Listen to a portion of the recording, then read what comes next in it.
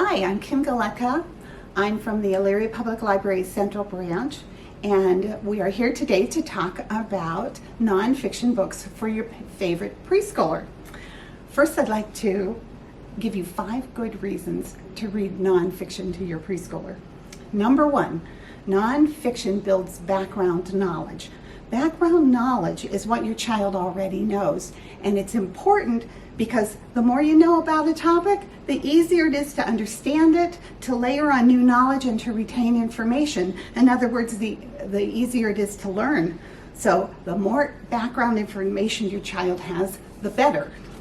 Number 2, nonfiction improves vocabulary. And vocabulary predicts success in reading. Why is that? Well, it's easier to read a word that you know. For example, if a new reader was reading the word play, they would be so familiar it would be easy for them. However, if they saw the word hound, they might not be able to read it unless they already knew that a hound was a type of dog. So a big vocabulary equals reading success. Number 3, nonfiction builds analytical skills. Analytical skills mean your child can listen carefully, critically, and deeply. They can make sense of what the author's saying because they're comparing and contrasting it to their experiences, their feelings, their thoughts, and their previous knowledge. So analytical skills equals comprehension or understanding. The 4th reason is because of the Common Core standards. The Common Core standards are high-quality academic standards in mathematics and English language arts. And they outline what every child should know and be able to do at the end of every grade level. They were adopted by our nation and also by the state of Ohio. These standards require that 50% of the reading done in elementary school be nonfiction. Why? Because nonfiction promotes student success by giving them all that background knowledge, the vocabulary, and the analytical skills. And the 5th reason your preschooler will like it is that your preschooler will like it. That's the 5th reason to read it to them. Even 3-year-olds have information needs. And once they understand that nonfiction exists, they'll ask you for what they want. So, what kinds of things would be great to read to your favorite preschoolers? First, you want to choose things that they like. Trains, bulldozers, dinosaurs, lions, sharks. When you choose a book, make sure it's appropriate for your preschooler. This is Trains. It says Trains Go. It's beautiful, just a little bit of information. Trains Go Over, lots of room for discussion. Trains Go Under. Trains. This is a set called Pebble Plus, and they're terrific for preschoolers. They're published by Capstone, and they're all the same kind of a format. They have one real or realistic looking page and brief information on the other page, and they are written on a myriad of subjects, so they're easy to find because they have a little star up in the corner. Let me show you a couple of others. This is Bulldozers. Again, the beautiful pictures and brief information that says bulldozers shove and smooth. They push trees and rocks out of the way. And their books on animals have beautiful real pictures. Like this one.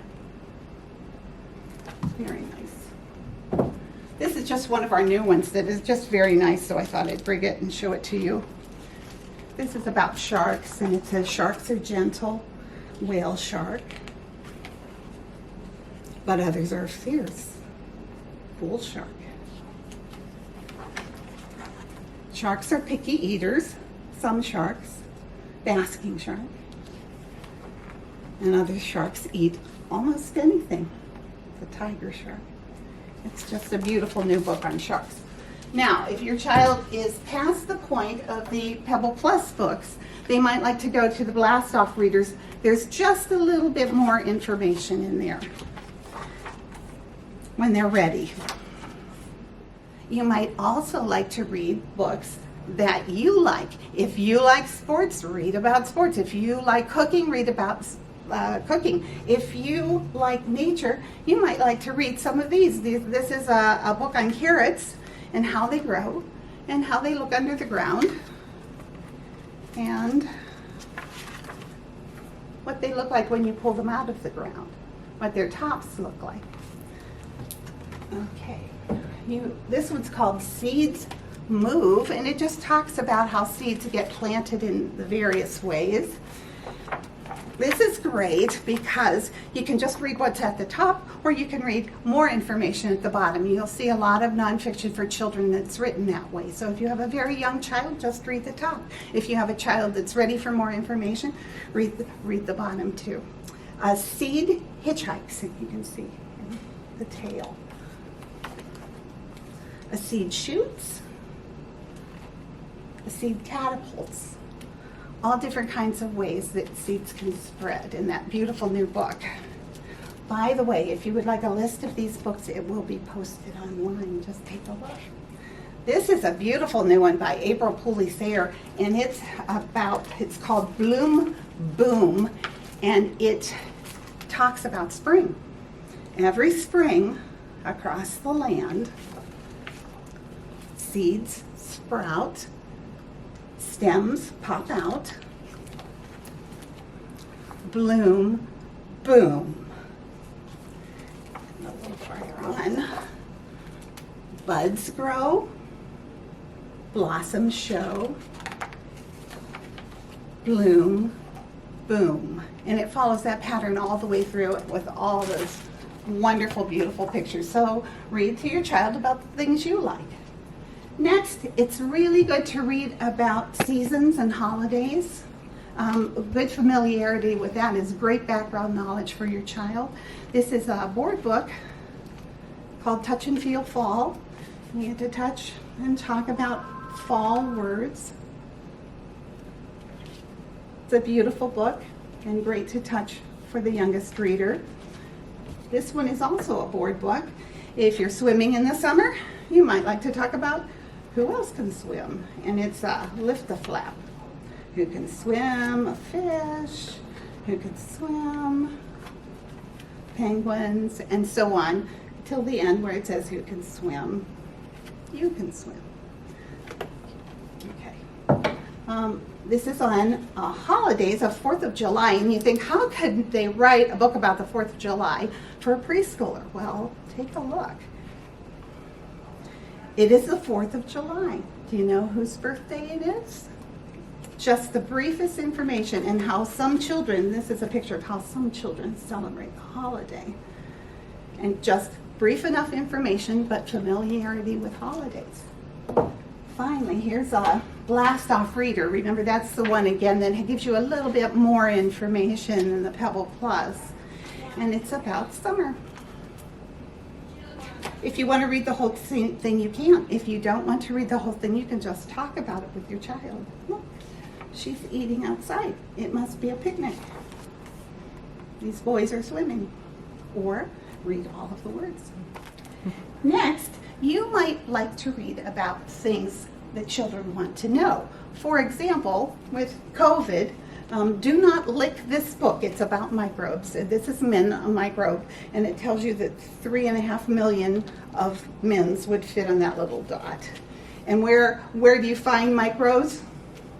On trumpets, on elephants' bees, in your breakfast, on top of Mount Everest. And then they say if you look really, really, really closely, there she is. And it talks about microbes and germs. This is how birds make nests. I think everybody's interested in this in the summertime. Here's birds make nests. That's what they're familiar with. But then nests. Some nests are high. Some nests are low.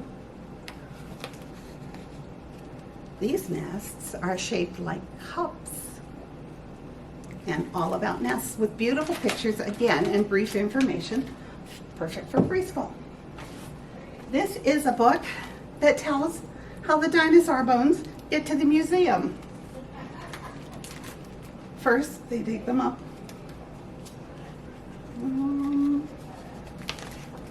Next, they transport them carefully. And finally, they need to reassemble the bones. So, a great book on how bones get to the museum. They might like to say a few words in Spanish. These are great books. For example, they have the pronunciation for grandmother, abuela, and grandfather, abuelo. They have parts of the body in Spanish, and they tell you how to pronounce it. They give you a pronunciation. Clothes, all your basic words in Spanish. Oh, I think this is my favorite one of the day. What do they do with all that poo? It's about the poo in the zoo. And what do they do with it? Spoiler alert, they compost it. But before they get to that point, it's a lot of fun. What do they do with all that poo? At the zoo, the animals chew, and then they poo. And you can read more if you want to. Giraffe poop looks like marbles and drops a long, long way. Panda poo is full of bamboo. Pandas eat and poop all day. Just what children might want to know about the time they're 5. All right. Next, you might want to read books about things that they can make and that they can do. This one is a very simple book on drawing. This one is how to make tacos. Perfect for preschoolers. And this one is how to build a fizzy rocket. They use an Alka-Seltzer tab and water to launch the rocket. And finally, you just might want to look on displays in libraries and see what they have that might be nice for your child, like baby animals moving. This is a beautiful, beautiful new book. If you have the youngest child, you can just say zebra. But if you have an older child, you can read the information. You can find the mothers and you can find the babies. This is the orangutans. And I'll show you one more. Warthogs. So, and it tells you how they move. It's about animal locomotion. This is one that is just very well done. Beware of the Crocodile by Martin Jenkins. If there's one thing you should know about crocodiles, it's that they're really scary, or at least the big ones are. They've got an awful lot of teeth. A little farther along, you see the mama crocodile. She's moving the newly hatched babies to the water, and she does that in her mouth. So these are things that children would be interested in. And the last one needs to be for a little bit older children. It's written by Jonathan London, who wrote The Call of the Wild and all those Froggy books. And he doesn't sway from harsh reality, you know.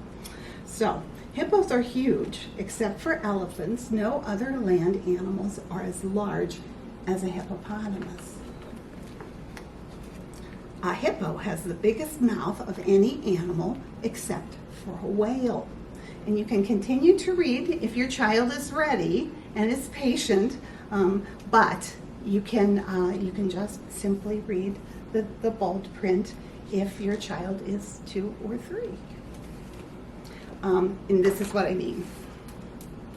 Would you believe that the hippo is the most dangerous animal in Africa?